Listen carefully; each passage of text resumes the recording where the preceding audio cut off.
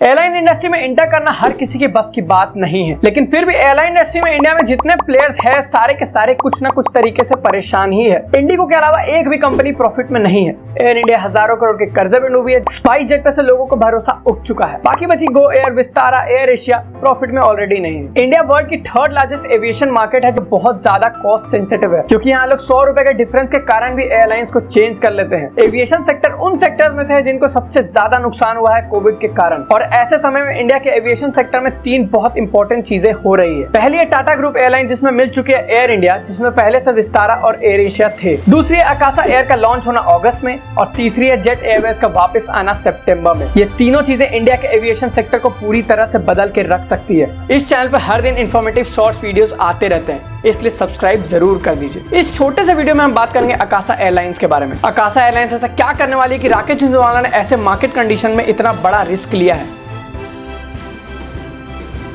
आपका time important है, इसलिए मैंने टाइम स्टैम्प्स ऐड कर दिए, लेकिन फिर भी इस वीडियो को पूरा देखना जरूरी है। आकाशा एयरलाइंस के लिए सबसे बड़ी कॉम्पिटिटर है इंडिगो, जो मात्र एक एयरलाइन है जो प्रॉफिटेबल है इंडिया में, और इंडिगो ऑफर करती है the lowest fares in India. तो पहले ये जानते हैं कि इंडिगो प्रॉफिटेबल कैसे है।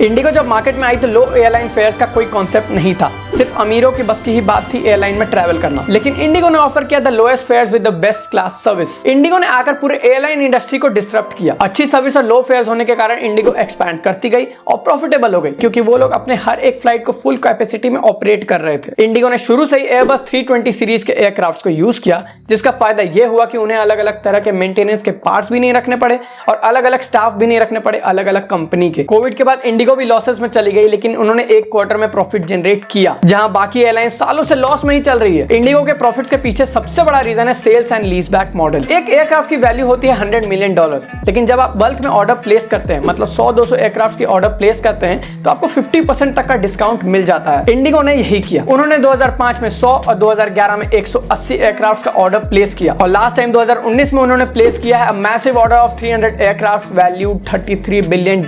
लेकिन यहाँ एक कैच है, इंडिगो के 80% एयरक्राफ्ट तो लीज पे है, तो फिर ये खरीदने की बात कहां से आ गई? यहां ध्यान से समझिएगा। मान लो इंडिगो ने 300 एयरक्राफ्ट का ऑर्डर प्लेस किया, जिसकी एक्चुअल प्राइस थी $100 मिलियन पर यूनिट, लेकिन बल्क ऑर्डर के कारण उन्हें वो मिल गई सिर्फ $50 मिलियन पर यूनिट। लेकिन एयरक्राफ्ट को खुद रखने के बजाय उन्होंने वापस उसे बेच दिया एक लीजिंग कंपनी को $55 मिलियन में, और अब उस लीजिंग कंपनी से ले लिया एयरक्राफ्ट को 5 से 7 साल के लीज पर। एक तीर दो निशाने, $5 मिलियन पर यूनिट का फायदा भी हुआ और मेंटेनेंस में भी बहुत पैसे बचा लिए, क्योंकि पहले 5 साल में एयरक्राफ्ट में ज्यादा मेंटेनेंस चार्जेस नहीं आती है। और बहुत से रीजन है इंडिगो के प्रॉफिटेबल होने के पीछे। ये तो बात हो गई इंडिगो की, लेकिन आकाशा एयरलाइंस ऐसा क्या करने वाली है कि वो इंडिगो को टक्कर देगी इस इंडस्ट्री में?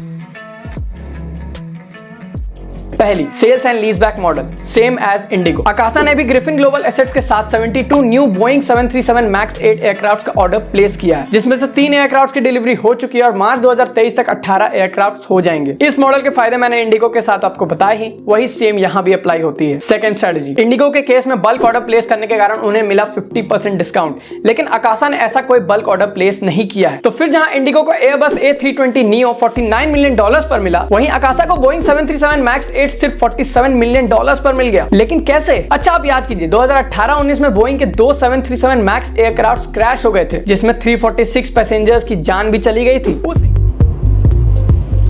But March 10, 2019 proved a major turning point for Boeing. In Ethiopia, a passenger plane with 157 people on board has crashed. There are no survivors. Less than 5 months earlier, a plane of the same type had already crashed in Indonesia, resulting in 189 deaths. Were the crashes more than tragic accident? Was there an issue that went beyond the 737? उस incident के बाद 2 साल के लिए Boeing 737 max aircraft को ban कर दिया गया था, जिसके कारण बोइंग को बहुत लॉसेस उठाने पड़े। बैन के जस्ट बाद हर महीने $1.8 बिलियन का रेवेन्यू लॉस, 183 मैक्स एयरक्राफ्ट के ऑर्डर्स कैंसिल, 87 ऑर्डर्स दूसरे वर्जन ऑफ एयरक्राफ्ट के भी कैंसिल हो गए। 2018 क्वार्टर 4 में जहां बोइंग $3.4 बिलियन के प्रॉफिट पर थी, वहीं 2019 में क्वार्टर 2 में $2.9 बिलियन के लॉस पे आ चुकी थी। आप ही सोचिए, जो कंपनी ऐसी हालत में उसके लिए 72 एयरक्राफ्ट की डील वरदान से कम नहीं है। ये वरदान दिया राकेश झुनझुनवाला ने, और इसके इसके बदले 72 यूनिट्स की $9 बिलियन की डील सिर्फ $3.46 बिलियन पे दे दिया गया, मतलब 60% से ज्यादा का discount. Third strategy, aviation sector में प्रॉफिटेबिलिटी टिकट के प्राइस से ज्यादा मैनेजमेंट और एफिशिएंसी पे डिपेंड करती है, और इस चीज को पूरा करने वाले आकाशा एयर के सीईओ विनय दुबे, जो पहले गो एयर और जेट एयरवेज के सीईओ रह चुके हैं, और इनके साथ आए आदित्य घोष, जो इंडिगो के सीईओ और प्रेसिडेंट रह चुके हैं। इस लीडरशिप के साथ आकाशा एयर ने बहुत सी चीजों पे ध्यान दिया है, जैसे आकाशा ने अपने एम्प्लॉइज के यूनिफॉर्म को बिल्कुल कंफर्टेबल एंड स्ट्रेचेबल बनाया है, जो बना है रिसाइकल पॉलिएस्टर मरीन वेस्ट से। आकाशा एयर पूरे इंडिया की ग्रीनेस्ट एयरलाइन है। एक्सपीरियंस लीडर्स के कारण आकाशा अपने ऑपरेशंस को ज्यादा एफिशिएंट बना पाएगी।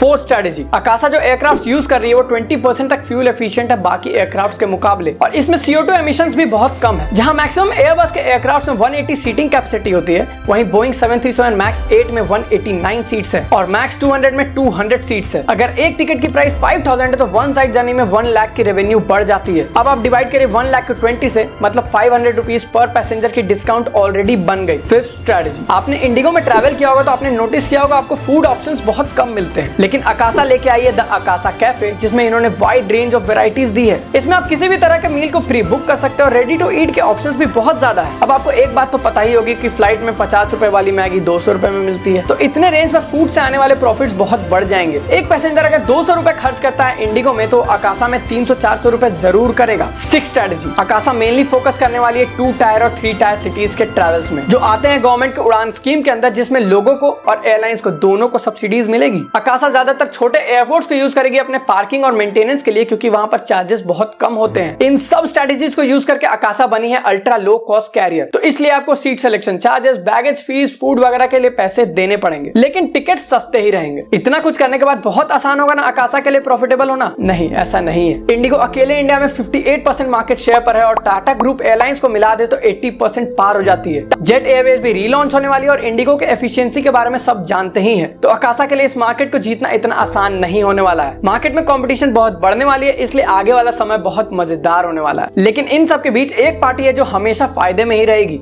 जो है कस्टमर। अगर आपको इस वीडियो के रिसर्च आर्टिकल्स को पढ़ना है तो डिस्क्रिप्शन में लिंक दिया हुआ है, आप जाके पढ़ सकते हैं। अगर ये वीडियो कुछ वैल्यू ऐड करती है तो इस वीडियो को लाइक कर दीजिए, और इस चैनल को सब्सक्राइब करना मत भूलिएगा। मिलते हैं अगले वीडियो में। जय हिंद, जय भारत।